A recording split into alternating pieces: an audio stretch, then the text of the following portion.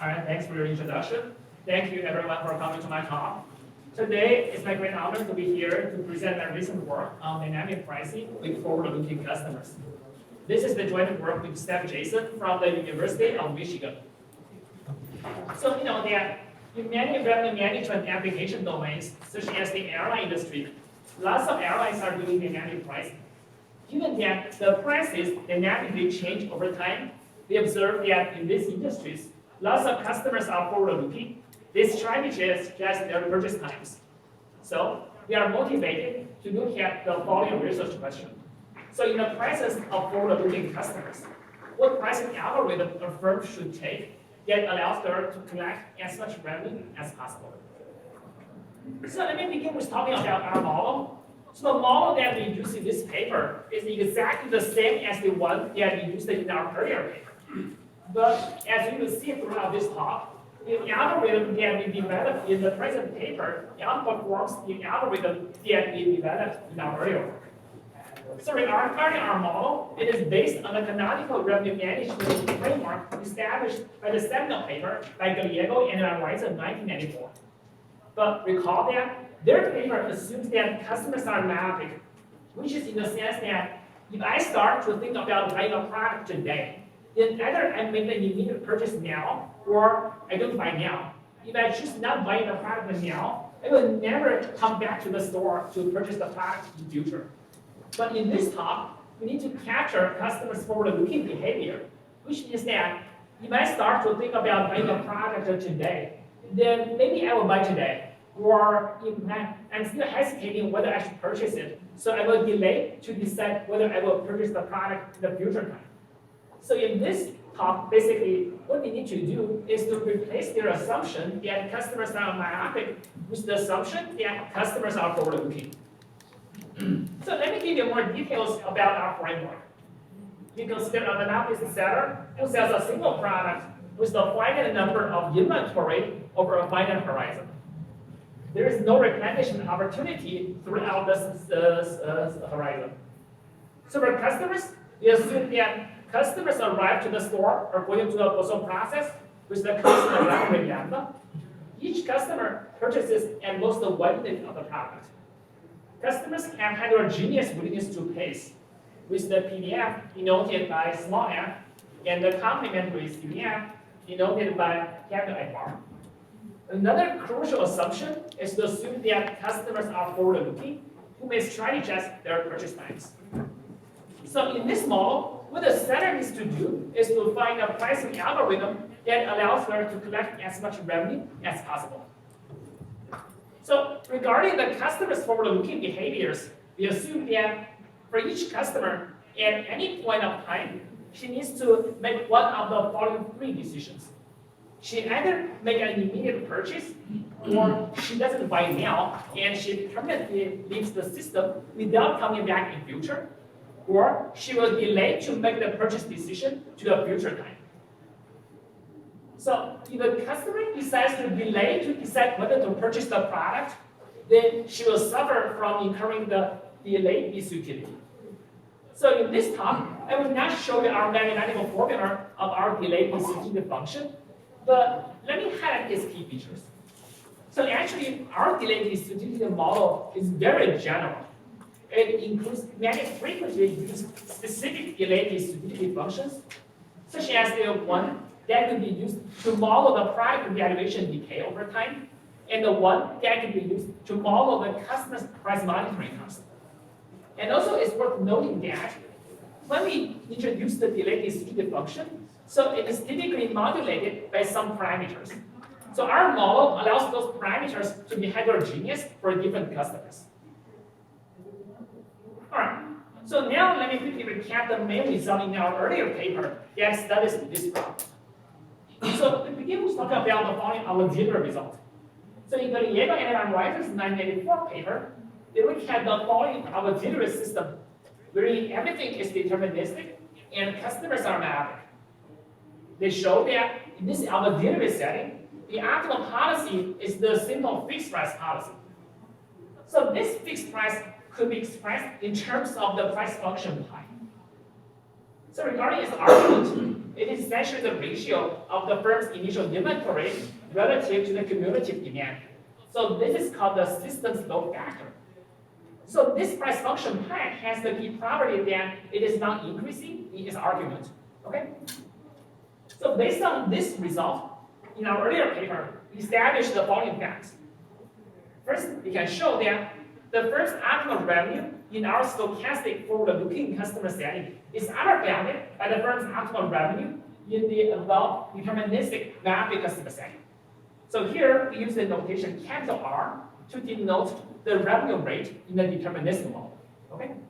And then we next examine the performance of the fixed price policy in our stochastic forward-looking customer setting. So we have the following facts. First, because we never update the prices, so of course, no customer has any incentive to delay to purchase the product. So it means that every customer behaves mapping. And the second key observation is that if we proportionally scale the firm's initial inventory and the length of the horizon, which means that we look at the high volume regime, which is parameterized by K. Then the revenue loss under the fixed price policy is underbounded by the function that is in the order of K to the power of 1/2. So this result essentially tells us that the single fixed price policy is asymptotically optimal when customers are forward-looking. Although this result seems to be appealing, but actually it's not the end of the story. So there are still some opportunities that allow us to do some additional research. So although here we know that the fixed price policy is asymptotically optimal, but we still have the revenue loss term here, right? So this essentially means that in non-asymptotic regime, our revenue loss is not negligible. It is in the order of K to the power of 1/2. So it's very natural to ask the following question.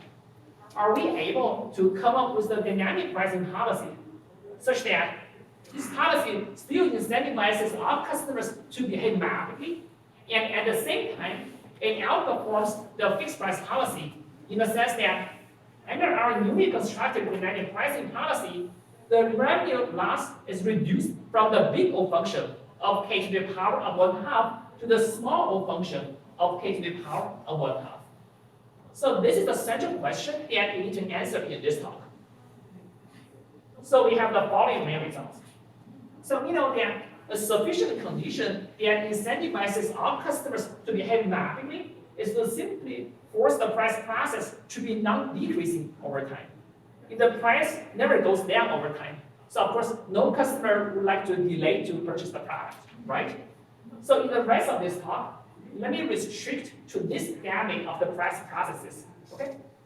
So regarding the dynamic pricing policies, perhaps the simplest one is to only allow the prices to be updated for just a single time.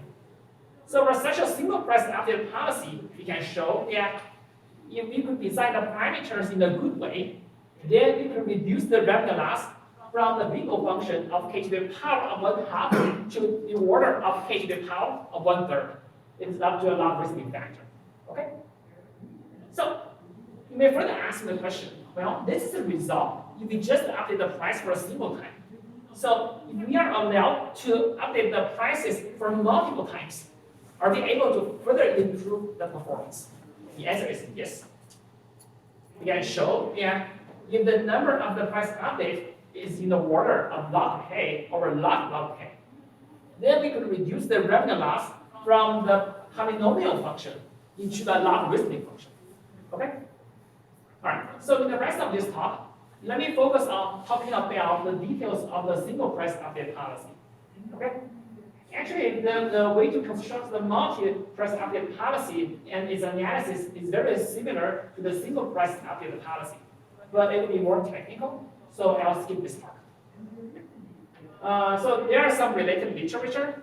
For instance, there are some OM papers that look at customer forward-looking behaviors, and there are some papers that study optimize the pricing. Okay? All right. So now let me give you more details about our single price update policy. So at time 0, what we have to do is to determine the time at which the price will be updated. And this point of time is denoted as T1. Okay? So regarding the prices posted before and after T1. So recall that for our aforementioned fixed price policy, it could be expressed in terms of the price function pi.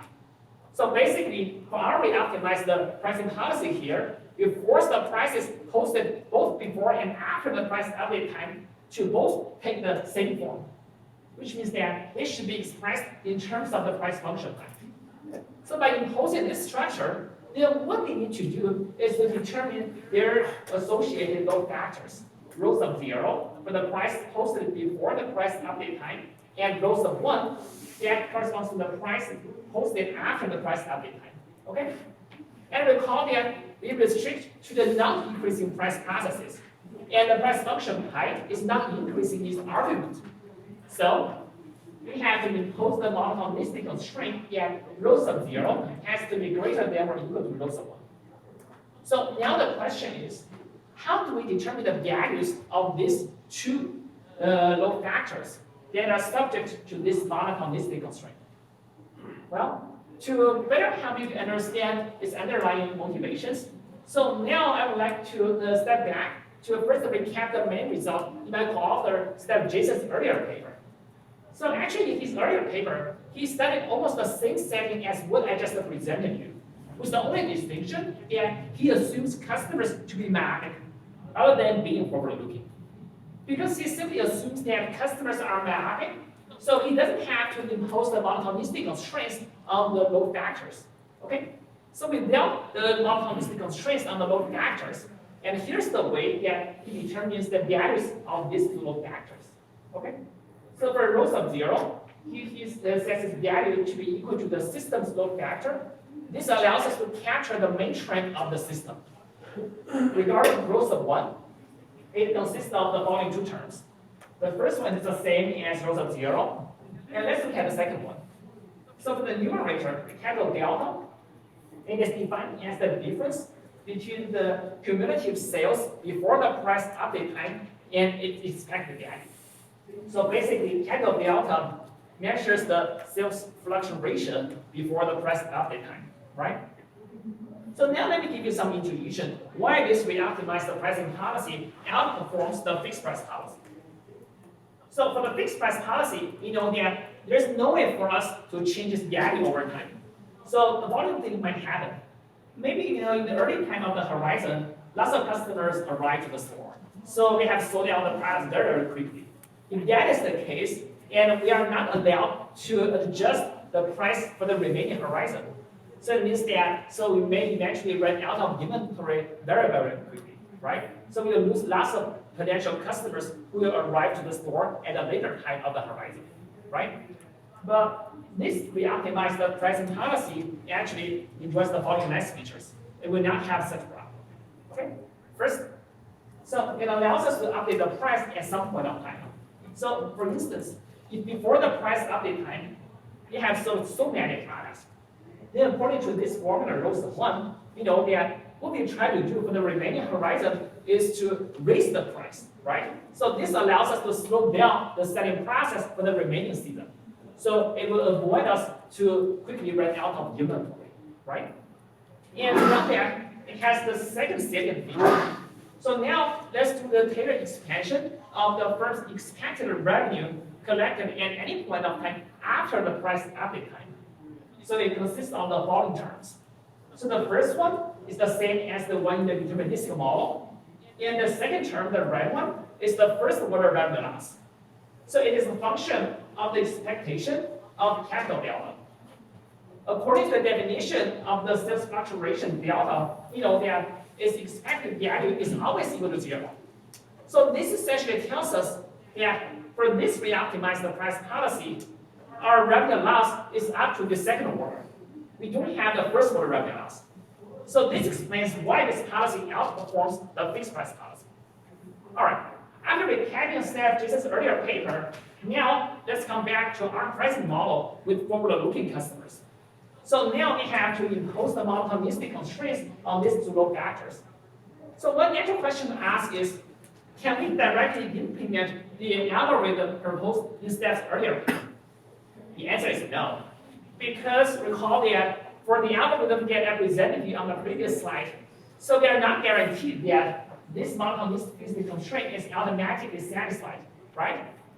So to ensure that this condition could be satisfied, we have to make the following modification by forcing rho sub 1 to be capped by the system's load factor rho sub b. So by making such modification, it's very easy to see that this monotonicity constraint is automatically satisfied. Okay? So now the question is, how good this modified reoptimized pricing policy performs? Well, the answer is actually mixed. Again, the good thing is, because we are allowed to adjust the price for the remaining horizon, so it will avoid us to quickly run out of inventory. But actually, it has the downside effect. So again, let's do the Taylor expansion of the first expected revenue at any point of time after the price update time. So it consists of the following terms. The first one is the same as the one in the deterministic model, but let's look at the second term, the red term. So this is the first order revenue loss. So now it is essentially the function of the expectation of the positive part of delta. Because we have to take the positive part, so this term can never be equal to 0. So this tells us that for this modified reoptimized pricing policy, we always suffer from the first order revenue loss. This can never be eliminated. So if we do a very careful mathematical analysis, it could show that the revenue loss under this policy is always in the order of k to the power of 1/2. This is not what we want. So now the question is there any way to eliminate this first order revenue loss? The answer is yes. So here's what we have to do. So we need to do it in the following normal way. So basically, what we have to do here is to introduce the load factor shifter term onto each load factor. To be precise, we need to introduce the shifter term eta sub 0 onto the load factor rho sub 0. We introduce the shifter term eta sub 1 onto the load factor rho sub 1. And regarding the values of these two shift terms, so we force them to satisfy the following condition, the red condition. This essentially means that their gap should not be very small, right? So if this red condition is satisfied, then it's very easy to see that the probability that rho sub 1 is equal to the first argument in the mean function is really close to 1, right? So if this is the case, and then let's do the Taylor expansion of the first expected revenue at any point of time after the price update time. So we know that actually we no longer have the first order revenue loss. So basically, the first order revenue loss is eliminated by introducing the load factor shift terms. Okay? Although it seems to be cool, but actually it's not for free.